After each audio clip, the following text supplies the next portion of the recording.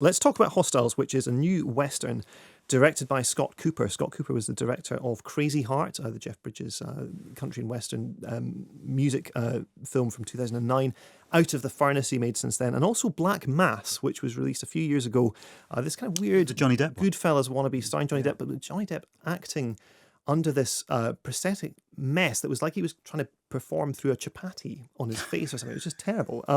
But this is completely different. It was his chapati, and he'll cry if he wants to. Oh my goodness. I'll get my coat. Okay, so this, Hostiles, swerves in the completely opposite direction of Black Mass. It kind of pares away any kind of artifice and studio sets, fiddly period detail.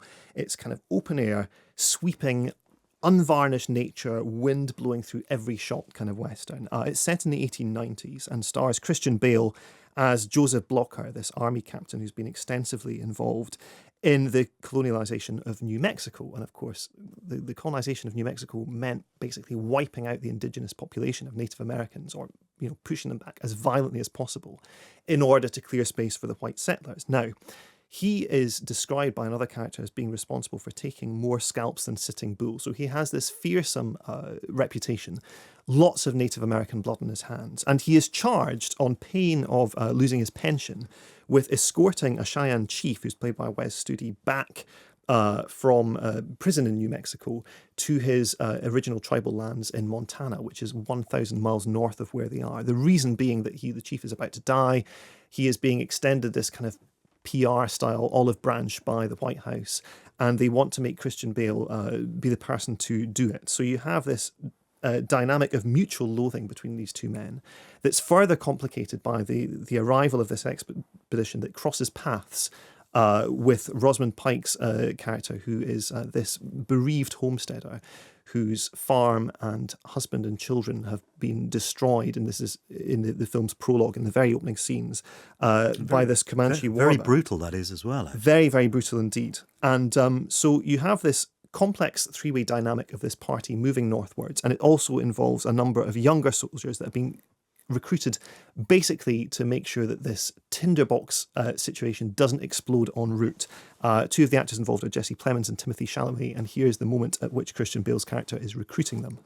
Corporal. Ready for the journey, sir. Yes, sir. Lieutenant. Captain, I want to say what an honor it is to be chosen by you, sir. Give you everything I'm made of. You can sleep on. That's why you're here. Private. Pardon, monsieur, mais, capitaine, mais j'ai a question before we depart on our journey.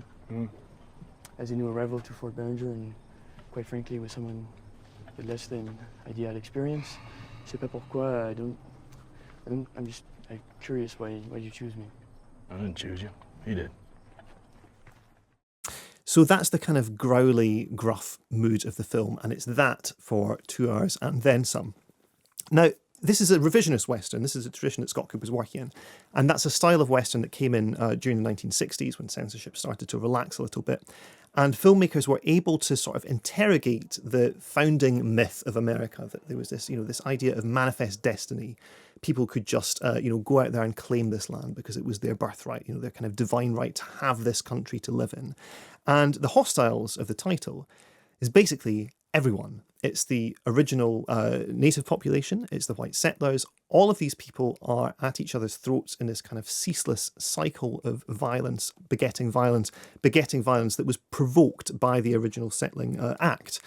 Now, that's a kind of an interesting thing to dig into. I don't feel that the film does it with any particular rigour. It's just basically saying, yeah, so there are bad people on both sides, and isn't this a very difficult place to live? And I just wanted it to sort of sink its teeth into this a little bit more. What really doesn't help is the Native American characters are very, very weakly written indeed. You don't come away with any kind of sense. Christian Bale's character, really well rounded out. Rosamund Pike's character is a total high point of this. She brings a sort of a bruised and battered heart to the proceedings that's otherwise completely absent in all this machismo. So I don't think it kind of grapples with the central issue particularly well. What it does do is transport you into this world very effectively. The cinematography of this landscape, this ever-shifting landscape from deserts to plains to forests to mountains, is completely wonderful. You know, you really get a sense that this land is something that's worth fighting over, this land that's been claimed and counterclaimed. I think it's Masanobu Takeyanagi. Yes, right, and he is Scott Cooper's regular cinematographer as well, so he's worked with him before.